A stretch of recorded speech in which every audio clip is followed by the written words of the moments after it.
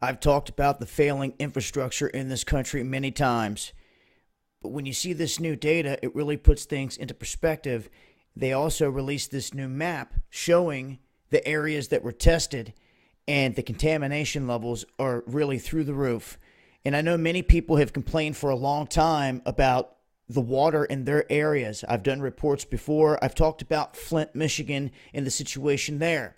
What is pretty mind-blowing here is that of the thousands of areas that they tested for lead specifically, many of them were at least double the reading seen in Flint.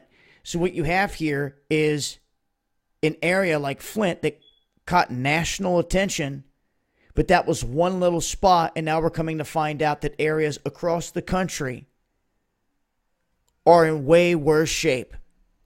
Way worse. Some of them up to 400%. Areas here 4 times as much in terms of the lead levels that were seen in Flint. Okay, and some of the heaviest hit places, as you can see here, look up through Wisconsin. You have patches all through Texas, and you got to keep in mind these areas were not tested.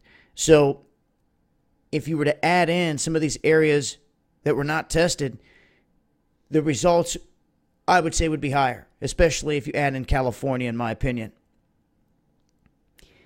So you can see here that Michigan isn't even covered as heavily as Wisconsin.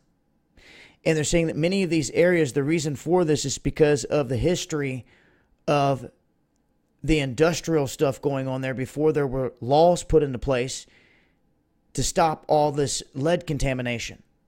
They say that these areas are hot spots.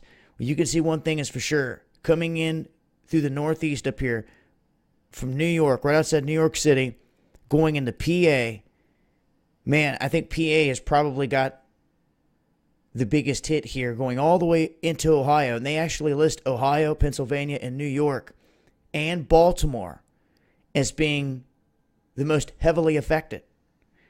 So you also have Savannah, Georgia, they list, Brooklyn, New York, as far north as Rutland, Vermont. This is widespread. It's across the board. And if you're in one of these zones, you may want to look into it further.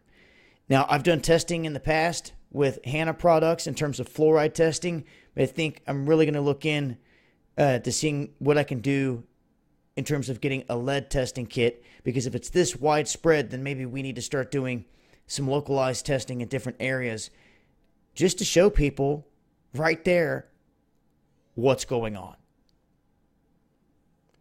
This is an eye-opener. Would share this with others. A heads up here. I'll leave a link. I'll continue to update with more information, as always, and make sure to follow me on Twitter for the latest updates. It's been Dabu7. Peace.